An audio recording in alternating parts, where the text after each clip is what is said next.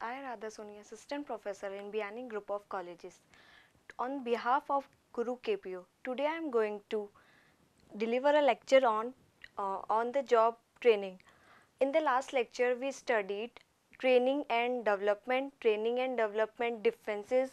What do you mean by training? What do you mean by development? And on their differences. Today we are going to discuss on the job training. There are two methods in training, on the job training and on the job training.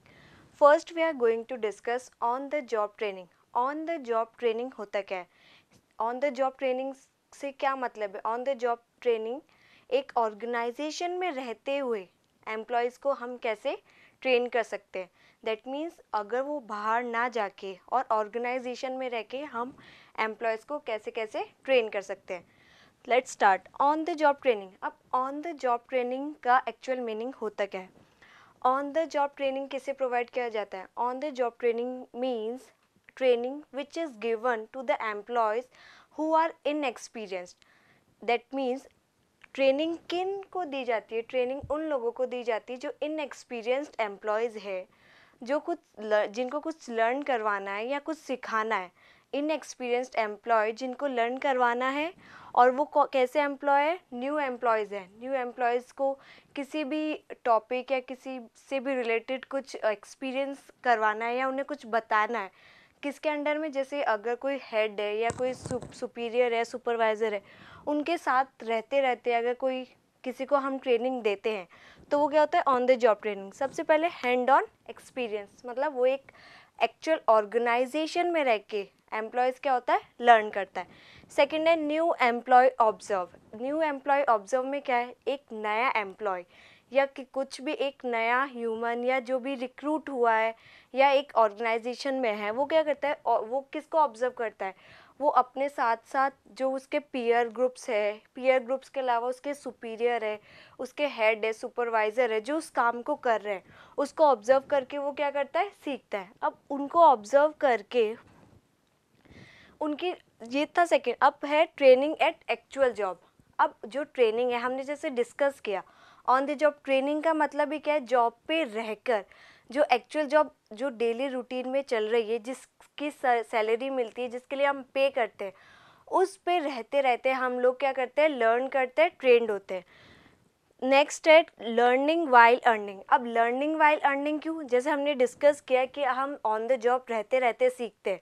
जब हम on the job है तो उसके लिए हमें क्या मिलेगी? Salary मिलेगी, पर्क्स, रेम्यूनरेशन जो भी वो मिलेगा. अब हम ऑन द जॉब रह के learning by earning, as we are on the job and doing our job, on being on the job we are learning or getting training from the department or from the head, then it is learning while earning. Then comes to new less cost. अब why it is less cost? एक on the job training को less cost क्यों बोला गया? Less cost इसलिए as machines or equipments, tools are already in the organization or in the company, as we are using the same machine again and again on different employees, so the cost incurred to train the employees is less. As the employee observe their superior or peers, what they are trying to copy or they are trying to imitate what they have learned. So on the job training क्या है? On the job training overall एक ऐसी training है जिसमें एक employ job पे रहते हुए, काम करते हुए क्या करता है? लर्न करता है और ट्रेनिंग लेता है अपने पीयर से, अपने सुपीरियर से, और फिर उसे इमिटेट करने की कोशिश करता है. There are different types of on the job training which is provided to employees, like coaching, mentoring, job rotation, apprenticeship, internship training, understudy, etc. etc. Now we are going to discuss coaching, mentoring, job rotation, apprenticeship and understudy. First coaching. अब coaching क्या होता है? In general coaching का मतलब क्या होता है? Coaching का मतलब होता है एक हेड जो बहुत सारे स्टूडेंट्स को क्या करता है? अपनी एजुकेट करता है, अपने किसी भी टॉपिक के ऊपर इंस्ट्रक्शन या उनको गाइड करता है ताकि वो बेटर परफॉर्म कर सके। वैसे एक ऑर्गेनाइजेशन में कोचिंग या ऑन द जॉब ट्रेनिंग में कोचिंग का क्या मतलब है? ऑन द जॉब ट्रेनिंग में कोचिंग मीन्स एक ट्रेनिंग हम क्या करते हैं, अपने एम्प्लॉयज़ को क्या करते हैं, ट्रेनिंग देते हैं, उनको गाइडेंस प्रोवाइड करता है एक कोच।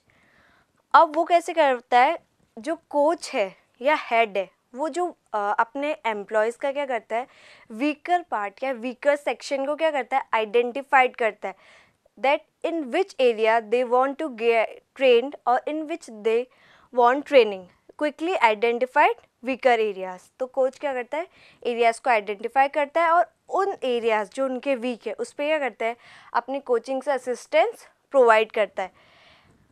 एग्जिस्टिंग प्रैक्टिसेस, अब एक है एग्जिस्टिंग प्रैक्टिसेस, इसको हम कोचिंग का एज अ ड्रॉबैक भी मान सकते हैं। अब ड्रॉबैक कैसे, अब यहाँ पे क्या कर रहा है कोच, नया कुछ भी ना लाके जो ऑलरेडी चली आ रही है या जो ऑलरेडी रनिंग में, उन प्रैक्टिसेस को क्या करता है, फॉलो करता है और उन्हें ही बार बार बिल्ड करता है। तो ये कोचिंग का क्या हो सकता है, डिसएडवांटेज। नेक्स्ट है मेंटरिंग। अब मेंटरिंग क्या है, मेंटरिंग में एक मेंटर होता है जो हेड है। मेंटर कौन होता है, जो हेड है या जो ट्रेनिंग दे रहा है। एक होता है मेंटी। मेंटी कौन होता है, मेंटी वो पर्सन या वो एम्प्लॉय जो ट्रेनिंग ले रहा है। मेंटर मेंटी रिलेशनशिप होता है। अब मेंटरिंग में एक्चुअली होता क्या है, जो मेंटर है वो अपने मेंटी को क्या करता है, गाइड करता है। अब गाइड वो करता है not only according to their work, but वो पर्सनल गाइडेंस भी अगर मेंटी को चाहिए वो भी उनको प्रोवाइड करता है। ठीक है, तो इसमें क्या बोला है, मेंटरिंग में क्या है, focus on development of attitude. अब एक एम्प्लॉय का एटीट्यूड को डेवलप करने में मेंटर क्या करता है, फोकस करता है। वो देखता है कि उनमें क्या वीकनेस है, उस एम्प्लॉय के अंदर क्या क्या स्ट्रेंथ है, वो उसकी वीकनेस को स्ट्रेंथ में कन्वर्ट करने की कोशिश करता है। फिर क्या, जैसे हमने कोचिंग में देखा, कोचिंग क्या होता है, 1 to 1 होता है, मतलब एम्प्लॉय टू एम्प्लॉय। वैसे ही मेंटरिंग भी क्या है, 1 to 1 है। 1 to 1 मतलब एक 1 to 1 डिस्कशन के बेसिस पे हम अपनी मेंटरिंग वाली गाइडेंस प्रोवाइड करते हैं मेंटी को। Useful for managerial employees. Mentoring कहाँ पे यूज़फुल है, मैनेजरियल जो एम्प्लॉयज़ है जिनको गाइडेंस की ज़्यादा ज़रूरत होती है वहाँ पे ये क्या है, यूज़फुल। थर्ड है हमारा अप्रेंटिसशिप। अब अप्रेंटिसशिप का क्या मतलब है, इसमें क्या होता है, एक हम क्या करते हैं, अपनी जो ट्रेनिंग है वो एक स्किल ट्रेनिंग हम अपनी न्यू जनरेशन को प्रोवाइड करते हैं। जैसे एक पर्टिकुलर स्किल हम क्या करते हैं, अपनी जनरेशन या अपने एम्प्लॉयज़ को प्रोवाइड करते हैं। अब ये हम लोग क्यों करते हैं, ये हम लोग इसलिए करते हैं ताकि हम लोग क्या करते हैं, ये हमने जैसे इस ट्रेनिंग में क्या होता है, गाइडेंस प्रोवाइड की, तो हम लॉन्गर पीरियड के लिए, वो एक जो ट्रेनी है वो लॉन्गर पीरियड के लिए जो जो जैसे जो ट्रेनर है उसको क्या कर सके, उसके असिस्टेंट ले सके या उसको सर्व कर सके। जो ट्रेनी होता है वो अपने ट्रेनर को लॉन्गर पीरियड के लिए सर्व करता है, उससे असिस्टेंस लेता है, उसका काम करता है। अब इसमें क्या करता है, अब ट्रेनी ने यहाँ सर्व किया, इसमें क्या करता है, जो ट्रेनी होता है वो जो भी उसने सीखा या जो भी उसने लर्न किया वो उसको क्या करता है, प्रैक्टिस करके या डेमोन्स्ट्रेट करके दिखाता है अपने ट्रेनर को या अपने हेड को। अब उसने डेमोन्स्ट्रेट किया तो हेड की क्या ड्यूटी है, हेड क्या करता है, वो जो भी उसने किया उसका फॉलोअप लेता है और फिर उस पर क्या करता है, फीडबैक देता है। ठीक है, तो अप्रेंटिसशिप क्या है, एक नई जनरेशन को जो हम लोग स्किल सिखाते हैं। अब वो स्किल क्या करता है, जो ट्रेनी है वो लॉन्गर पीरियड के लिए अपने ट्रेनर को सर्व करता है, डेमोन्स्ट्रेट करके दिखाता है। डेमोन्स्ट्रेट करने के बाद जो ट्रेनर है वो क्या करता है, फॉलोअप करता है और उसको फीडबैक है, जो भी उसके ड्रॉबैक है उस पर उसकी टिप्स या सजेशंस देता है। नेक्स्ट है अंडर स्टडी। अंडर स्टडी क्या है, अंडर स्टडी एक ऐसा मेथड है या ऐसा टाइप है जिसमें जो ट्रेंड सुपीरियर है वो अपने सबॉर्डिनेट को असिस्टेंस देते हैं या एज अ असिस्टेंट उनके साथ रहता है। क्यों, अब जैसे इन फ्यूचर एक पर्टिकुलर पोजीशन वैकेंट होने वाली है या जिस वैकेंसी आने वाली है जिस पोजीशन के लिए, तो उस पोजीशन के रिगार्डिंग वो लोग अपने एम्प्लॉय या उनको क्या करते हैं, ट्रेन करते हैं। जैसे अब वैकेंसी कैसे आ सकती है, जैसे sudden death, promotion, retirement etcetera. तो उसको उस पर्टिकुलर पोजीशन के लिए क्या करते हैं, ट्रेन करते हैं या असिस्टेंस प्रोवाइड करते हैं। एक हमारा रह गया जॉब रोटेशन। जॉब रोटेशन का क्या मतलब है, जॉब रोटेशन मतलब एम्प्लॉय क्या करता है, एम्प्लॉयर एम्प्लॉय को एक अलग अलग जॉब्स पे क्या करता है, रोटेट करता है टाइम टू टाइम। अब ये जो रोटेशन है वो क्या होना चाहिए, हमेशा लॉजिकल होना चाहिए। लॉजिकल मतलब कि जो जैसे जो एम्प्लॉय के काम का नहीं है या जिस फील्ड में वो आगे नहीं काम करना चाहता, उसको उसमें ना भेज के जो एक पर्टिकुलर वर्क से रिलेटेड जो जॉब है उसमें क्या करता है, जॉब रोटेट की जाती है। ये मोस्टली किसके लिए हेल्पफुल है, ये मोस्टली जो ट्रेनिंग टीम्स है उनके लिए क्या रहता है, हेल्पफुल। अब हर चीज़ के प्लस पॉइंट, प्रोज और कॉन्स रहते हैं। तो हम लोग आगे बात करते हैं कि ऑन द जॉब ट्रेनिंग के, जैसे हमने देखा कि बेनिफिट्स है, लेस कॉस्ट है, बाहर नहीं जाना पड़ रहा, या हम लोग एक्चुअल जॉब पे हम लोग लर्न करते हैं, लर्निंग वाइल अर्निंग है। तो इसके कॉन्स या ड्रॉबैक्स क्या रहेंगे, जैसे सबसे पहले है lack of well structured training environment. जो इन्वायरमेंट है वो कैसा रहता है, वेल स्ट्रक्चर्ड नहीं होता, मतलब कि एक प्रॉपर सिस्टमेटिक तरीके से जो हम जिनको हम एम्प्लॉयज़ को ट्रेनिंग प्रोवाइड नहीं करते। सेकेंड है poor training skill of managers. यहाँ पे किस किस स्किल की बात की जा रही है, जो ट्रेनिंग प्रोवाइड कर रहे हैं ट्रेनर्स, उनकी कैसी स्किल्स रहती है, उनकी स्किल क्या रहती है, पुअर स्किल्स रहती है।